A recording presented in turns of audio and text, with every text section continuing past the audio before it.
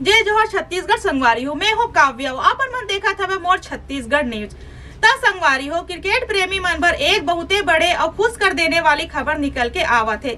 10 साल के लंबा इंतजार अब खत्म होने वाला है।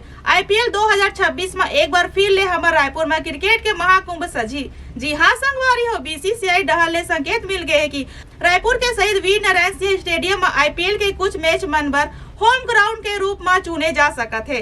खबर है कि लखनऊ सुपर जायंट्स या गुजरात टाइटंस में ले कोनो एक टीम हर रायपुर ला अपन दूसर घर बना सकत है।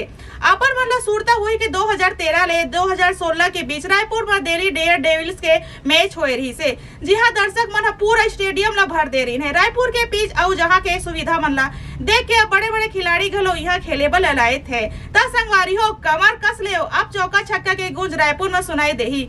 आप मन IPL में कौन से टीम ला रायपुर में खेलत देखना चाहता हो, कमेंट करके जरूर बताओ और सबो क्रिकेट प्रेमी मला ये वीडियो ला शेयर कर दे हो। जय छत्तीसगढ़।